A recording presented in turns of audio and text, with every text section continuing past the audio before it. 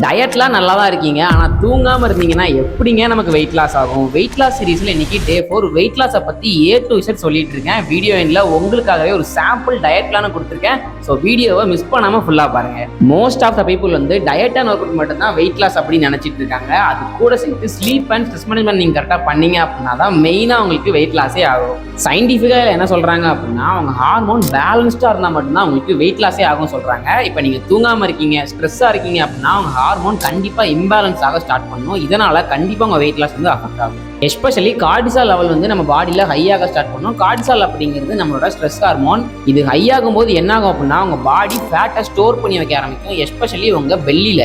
And இது கூடவே உங்களுக்கு இன்சுலின் ரெசிஸ்டன்ஸும் ஆக ஆரம்பிக்கும். நம்ம சாப்பிட்ற ஃபுட்டு வந்து இப்போ குளுக்கோஸாக கன்வெர்ட் ஆகுது.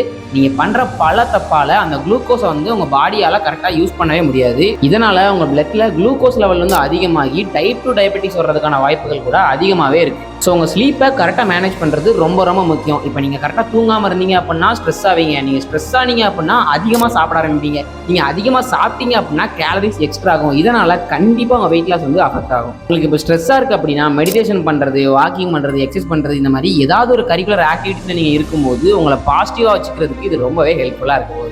இப்போ உங்களுக்கு ஸ்லீப் ப்ராப்பராக இருக்குது அப்படின்னா உங்கள் பாடியில் ஹங்கர் ஹார்மோன்னு சொல்லக்கூடிய கெர்லின் வந்து ரெடியூஸ் ஆக ஆரம்பிக்கும். இது ரெடியூஸ் ஆச்சு அப்படின்னா உங்களுக்கு ஃபுட் கிரேவிங் வர்றதுக்கான வாய்ப்புகள் அப்படிங்கிறது ரொம்பவே கம்மியாக போகுது. ஸோ உங்கள் ஸ்லீப்பு ஸ்ட்ரெஸ்ஸை கரெக்டாக மேனேஜ் பண்ணீங்க அப்படின்னாலே கண்டிப்பாக உங்களுக்கு வெயிட் லாஸ் ஆகும். ஸோ அதுக்குன்னே ஒரு ப்ராப்பர் டயட் பிளானையும் ஒர்க் அவுட் பிளானையும் ஒரு பிடிஎஃப்ல போட்டு வச்சிருக்கேன். உங்களுக்கு அது வேணும் அப்படின்னா நம்ம பேஜை இப்போவே ஃபாலோ பண்ணிட்டு வெயிட் லாஸ்ன்னு கமெண்ட் பண்ணுங்கள், நானே உங்களுக்கு ஷேர் பண்ணுறேன்.